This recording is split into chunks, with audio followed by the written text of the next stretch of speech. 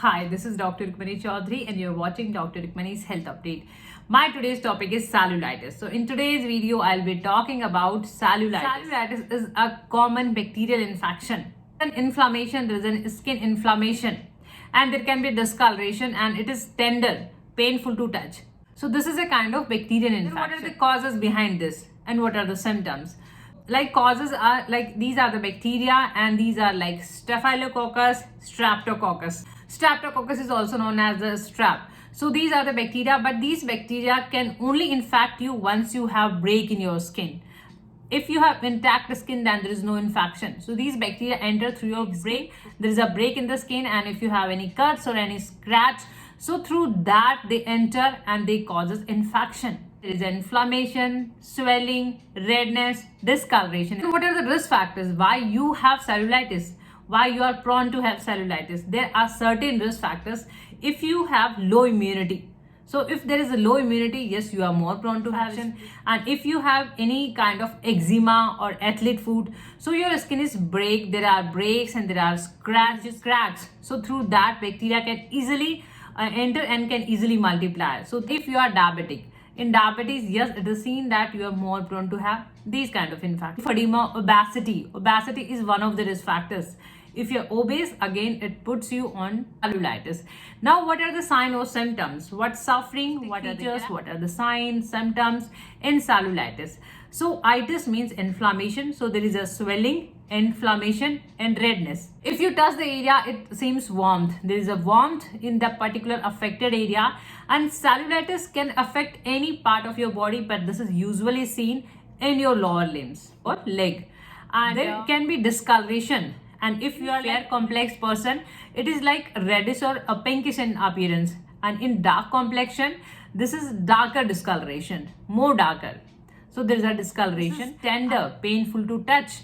And without even touching, at times it is painful condition. Abscess formation can be there, pus formation can be there. And see, cellulitis is like this has complication if it left untreated. So you have to be watchful, you have to be very careful about your symptom.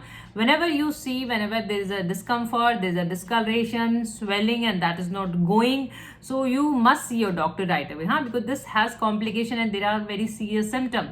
In serious symptoms, you might have fever, there is a brain, fatigue and usual fatigue, there is tiredness, drowsiness. Contagious. Is cellulitis contagious? Can you catch this from the other infected person? See, this usually is not like contagious one, but at times if your skin, there is a break in your skin and you are in very close contact or with the active infection, so through that you can catch. Otherwise there is usual in like cases of this is contagious. No, it's not contagious, but if you are in the very close contact with the active infected person, in that case you can catch, and that is very dangerous. Complication, yes, this has complication, so you have to be very careful once you have these kind of symptoms. There can be gangrene, there can be tissue damage of the affected part, and there can be septicemia, means the pus you are having in that particular part can travel and can go to the other body part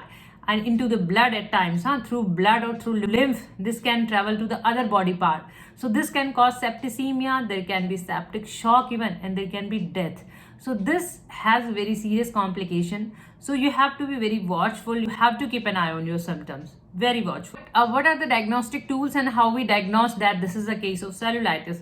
So this is like through physical examination. If there are signs of redness, sign of discoloration, there is a swelling, and that is for the affected part, usually of the lower limbs, swollen glands, monitoring of affected part with discoloration, how discoloration goes, whether it's increasing, decreasing. About the treatment in allopathy. So as this is a bacterial infection, so you are given antibiotics, and usually this is like 5 days course.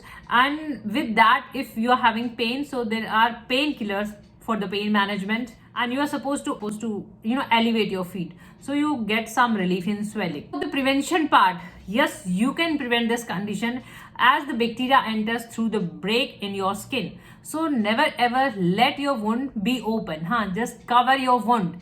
just use ointment. I'll be talking in medicine section. So just cover your wound full with all the sign or symptoms. Go to homeopathy. What are the top grade medicines in cellulitis in homeopathy? Different medicine obviously, but I'm talking the common one, the general one, some relief. And you are not supposed to buy all the medicine. Just go with your symptom, what suffering, what symptom you have. And belladonna in homeopathy is used for the swelling purpose, for the redness purpose, as this is like cellulitis, inflammation, skin inflammation.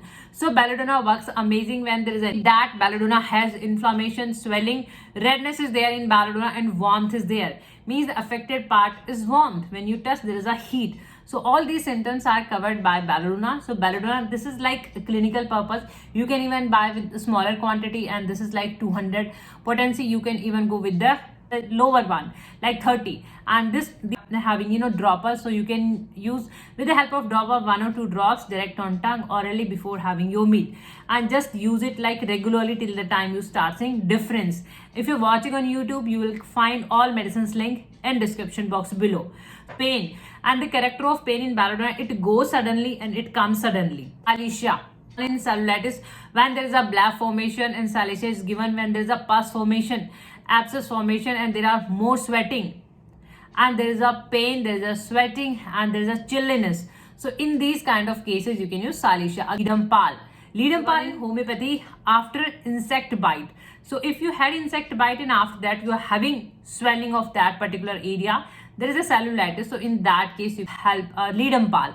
Leadum pal is given when the affected area is cold. When you touch, there is a coldness. So in that case, you can take leadum pal. Apis mellifica we usually prescribe blindly in all cases of swelling, because this works amazing in every kind of swelling. So if there is a swelling, and it can be after the Apis mellifica is prepared from the honeybee. Apis mellifica is given when there is a swelling, and there is a burning and stinging pain. This is the character of Apis mellifica. You are having burning and stinging pain, and your problem is relieved by applying cold things, cold application. So this is calendula mother tincture, known as antiseptic in homeopathy. This is mother tincture, and this is like bigger one for the clinic purpose. You can even go with the smaller quantity. Calendula mother tincture is used in all the form, like orally. You can take 5-10 drops in some water and just have it 2-3 times in a day. And locally, even you can apply on the affected part, wound, even leg part, skin part.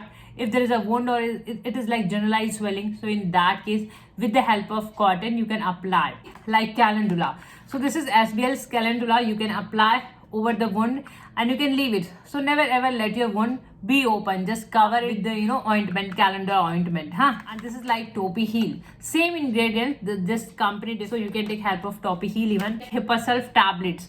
So if you have pus formation, there is an advanced stage, abscess formation. So in these kind of cases, you can take help of Pentargan 53. So 1 or 2 tablets 2 or 3 times before having your meal. This reduces your pus formation. This controls the infection. So you can take this medicine. Salicia Pentargan. Salicia, I already discussed that Salicia has the property to reduce your pus formation. Again, in kind of infection, and this stimulate tissue healing. So in that case, you can. Medicines links are given in description box below, and if you want video or voice consultation, you can drop your message on given WhatsApp number. Video and voice consultation. So hopefully this video can give you some amount of help. If you find this video knowledgeable, informative, please like, share and subscribe my channel for further notification. Thank you for your time. Thank you for watching. Keep watching, keep supporting. Thank you so much.